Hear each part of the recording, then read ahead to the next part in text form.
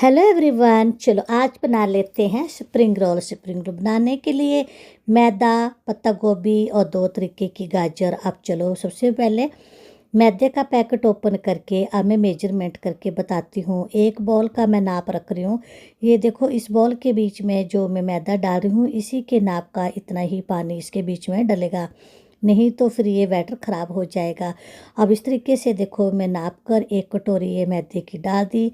अब साथ में अब इसके बीच में थोड़ा सा मैं डालूँगी नमक। ध्यान रहे कि जो भी किसी भी एक बर्तन का नाप लेना है उसी बर्तन के साथ पानी भी इसके बीच में डालना है।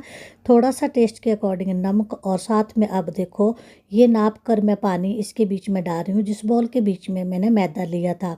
अब इसको थोड़ा थोड़ा करके मैं डालती जाऊंगी और इसको इसके साथ इस तरीके से एक स्पून के साथ चलाना है। अब थोड़ा सा इसके बीच में एक चम्मच रिफाइंड का भी डाल देती हूँ जिसके साथ कि ये बैटर बहुत अच्छी तरह से बन जाता है। अब देखो थोड़ा थोड़ा करके हिलाते जाना है, बीच बीच में जितनी ज़रूरत पड़ती जाएगी उसी पानी को डालते जाना है जो हमने इसका नाप कर रखा है। अब देखो अच्छी तरह से इसके बीच में कोई गांठ वगैरह न रह जाए, इस तरीके से इस बैटर को तैयार करना है। ना इसमें ज़्यादा पानी पड़ता है ना इसमें कम। कम पड़ेगा तो ये मोटे बनेंगे और ज़्यादा पड़ेगा तो इसके साथ ही ये बैटर पे अच्छी तरह से नहीं बना पाएंगे। अब देखो इस तरीके से पानी का मैंने नाप लिया था। अब देखो पहले पूरी कटोरी अच्छी तरह से भरी नहीं हुई थी, इसलिए मैं थोड़ा सा और नाप इस तरीके से सारा का सारा बैटर तैयार कर लेना है। अब देखो इसके बीच में कोई लम्स वगैरह नहीं पड़ने चाहिए, और ये जो बीच में स्पून में लगा इसको भी छुड़ाने के बाद दोबारा से इसको फिर से इस तरीके से चलाना है। ना ये बैटर बहुत पतला ना बहुत गाढ़ा, ये इस तरीके का बनना चाहिए। देखो बिल्कुल बराबर मात्रा में इसके बीच में जो पानी पड़ा हुआ है, तो बिल्कुल सही तरीके से ये बनकर तैयार हो चुका है।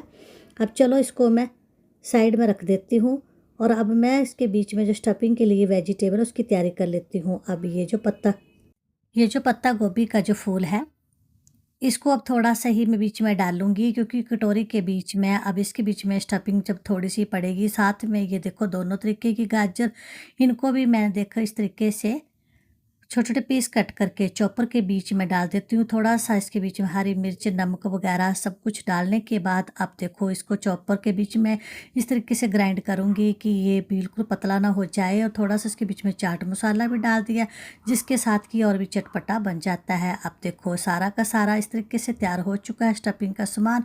अब मैं इसको डाल रही हूँ एक बर्तन के बीच में निकाल कर। ब्लेड निकालने के बाद अब मैं देखो इतनी से तैयारी कर चुकी। इसके बीच में प्याज नहीं डाला क्योंकि प्याज पानी छोड़ देता है। अब चलो मैंने गैस के ऊपर रख दिया नॉन स्टिक फ्राई पैन। अब इसके बीच में ब्रश के साथ मैंने थोड़ा सा रिफाइंड लगा दिया। अब मैं आपको बना के दिखा रही हूँ इसकी शीट। अब देखो ये जो बैटर मैंने तैयार करा है मैदे का, इसको इसके बीच में स्पून के साथ डाल दिया और हैंडल को हाथ से पकड़कर चारों तरफ घुमाकर इस तरीके से फैलाकर मैंने देखो इस तरीके का ये छोटा सा मैंने ये बना के तैयार कर लिया है। ये मैदे की शीट का स्प्रिंग रोल वाली शीट। अब इसको मैं बाद में आपको दिखाती हूँ। चाकू की नोक के साथ इसको चारों तरफ से हल्का हल्का सा इस तरीके से थोड़ा थोड़ा सा इसको इस तरीके से निकालना है और इसको एक साइड से ही पकाना है। और उसके बाद आप इसको राइस स्पून की सहायता से या हाथों के सहायता जिस तरीके से आप कंफर्टेबल उठा सकते हैं इस तरीके से इसको उठा के अब रख लेना है। और साथ में अब बैटर को बीच बीच में चलाते रहना है। चलो एक शीट बनकर तैयार हो चुकी है। अब दूसरी के लिए मैंने दोबारा से ब्रश के साथ ये देखो लगा दिया है इसके बीच में रिफाइंड। और अब देखो एक सा हाथ में मैंने कैमरा पकड़ा है, दूसरे हाथ से मैं डाल रही हूँ, इसलिए सारा थोड़ा थोड़ा सा बीच में से साइडों में भी निकल रहा है। लेकिन चलो मैं पास में से दिखा पाऊँ इसलिए मैं आपको दिखा रही हूँ। इस तरीके से बनाना है। थोड़ा सा ये छोटा बना तो इसको दोबारा से इसके बीच में मैंने स्पून के साथ इसके बीच में डाल दिया। और देखो बहुत जल्दी जल्दी से बनकर तैयार हो रही है, क्योंकि नॉन स्टिक के तवे में बहुत अच्छी तरह से बनकर तैयार होती है। देखो पलटते टाइम तो इसको निकालते टाइम एक तो बिल्कुल गिर ही गया, लेकिन ये टूटा बिल्कुल भी नहीं, बिल्कुल पूरी साबुत की साबुत शीट निकली है। अब चलो हाथों के साथ ही इसको डाल लेती हूँ क्योंकि अब थोड़ा कम रह गया बैटर।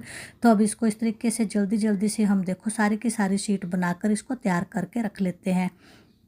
अब देखो एक कटोरी के साथ ये कम से कम 4 शीट या 5 बनेगी, लेकिन इस तरीके से हम देखो ये पतली-पतली ये 3 बना ली। अब सबसे लास्ट में अब इसके बीच में ब्रश के साथ तेल लगाने के बाद मैंने सारा का सारा बैटर एक साथ ही बना लिया। अब इसके साथ थोड़ा ये बड़ा ही बन पाया है, क्योंकि अब ये थोड़ा-सा बैटर बचा लेती तो उसके साथ नहीं बन पाता, इसलिए मैंने इसको बड़ी बना ली इस वाली शीट को। अब ये काफ़ी बड़ा बन जाएगा स्प्रिंग रोल, इसलिए 4 ही बन पाए एक कटोरी के बीच में। अब देखो ये भी कितने आराम से देखो निकल रहा है। जब ये थोड़ा-सा सिक जाता है तो अच्छी तरह से साइडों इसकी अपने फूलना शुरू हो जाती है। अब चलो कढ़ाई में तेल डाल दिया मैंने गर्म करने के लिए। अब इसके बीच में मैं फ्राई करूँगी, लेकिन फ्राई करने से पहले चलो एक शीट के मैं दिखा रही हूँ, इसके बीच में स्टफिंग में भर रही हूँ जो मैंने चॉप करके रखा हुआ है, गाजर और साथ में पत्ता गोभी वगैरह। अब इस तरीके से इसको भरने के बाद अब देखो इतना बड़ा साइज है तो इसके 3-4 फोल्ड तो आराम से लग जाएंगे। इस तरीके से इनको हल्का हल्का सा फोल्ड करते जाना है, और उसके बाद अब इसके लास्ट में इसके बीच में थोड़ा सा लिक्विड लगा लेना है मैदे का।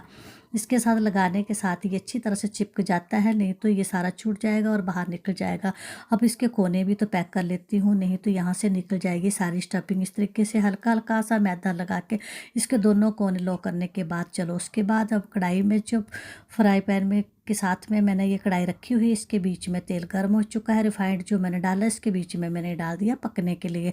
अब साथ में अब दूसरी वाली शीट भी तैयार कर लेती हूँ। अब इसके पहले ही मैं चारों साइड में मैंने लगा दिया लिक्विड, ये जो मैदे का घोल बना के रखा है। अब इसकी तो एक ही तह लगेगी, समझ में नहीं आ रहा है इसको कैसे फोल्ड करूँ, लेकिन 2 तह के साथ इसको इस तरीके से फोल्ड कर दिया मैंने। और अब देखो क्योंकि ये छोटे साइज में बना है इसलिए इसका एक फोल्ड के साथ ही अच्छी तरह से बन गया, और इसको भी चारों तरफ से लॉक कर लेती हूँ, नहीं तो ये निकल जाएगा। और ये देखो इसको भी ये थोड़ा सा कम इस साइड में लगा है, थोड़ा सा और लगाने के बाद अच्छी तरह से इसको प्रेस करके हाथों से इस तरीके से चिपका के अब इसको भी डाल दिया मैंने फ्राई करने के लिए। अब 2 इस तरीके से फ्राई हो रहे हैं, बाकी 2 को इस तरीके से मैं तैयार करके उनको भी रख लेती हूँ। साथ में अब अच्छी तरह से चारों के चारों मैं आपको बना के कट करके इसके बीच में मैं दिखाऊंगी किस तरीके से सारा का सारा अच्छी तरह से जब पक जाएगा बीच में से और अच्छी तरह से ये करारे बन जाएंगे, तो उसके बाद इसको कट करके थाली लगा के दिखाऊंगी। इस तरीके से बनाने के लिए बहुत ही आसान होते हैं, बहुत ही अच्छी तरह से घर में हम इसको शुद्ध बना सकते हैं, क्योंकि हमेशा बच्चों की फरमाइश होती है कि हमें स्प्रिंग रोल मोमोज वगैरह खाने हैं, तो उनको इस तरीके से अपने घर पर ही आप बना के खिला सकते हैं। ये बहुत ही आसान है बनाना, इस तरीके से आप इसको ज़रूर ट्राई करना और मेरी वीडियो को लाइक और शेयर करना। अब देखो ये जो एक बनकर तैयार हो गया, इसके बीच में से मैंने ये सारा का सारा तेल अच्छी तरह से निचोड़ लिया। अब उसके बाद अब दूसरे का भी इस तरीके से निकाल लेती हूँ। देखो इतने सारे लॉक लगाने के बावजूद भी थोड़े बहुत स्टफिंग इसके बीच में से देखो कढ़ाई के बीच में बाहर निकल चुकी है, लेकिन चलो इसका कोई फ़र्क नहीं पड़ता, हम इसको बाद में निकाल के भी खा सकते हैं। अब ये 2 बनकर तैयार हो गए, इनको मैं कट करके अब दिखाती हूँ, लेकिन ये गर्म है, इसको गर्म गर्म काटने के लिए थोड़ा टिश्यू पेपर के साथ पकड़ के अब देखो साइड से थोड़ा थोड़ा तिरछा तिरछा करके इस तरीके से काटना है। अब ये थोड़ा बड़े साइज में इसके कम से कम 4-5 पीस बना दिए, और इस तरीके से सारे के सारे मैंने दोनों को काट के रख लिया है। और उसके ऊपर से दोबारा से मैं नमक वगैरह और सब साथ में थोड़ी सी काली मिर्च वगैरह ये चटपटा सा नमक छिड़कने के बाद अब देखो थाली के बीच में मैंने डाल दिया। इसके बीच में मैंने चिल्ली टमाटो सॉस और दूसरी सॉस रखी हुई है, ये इसके साथ अब थोड़ा सा मैं आपको दिखाऊंगी लगाकर, पहले खुद टेस्ट करके बताती हूँ ये कैसे बने हैं।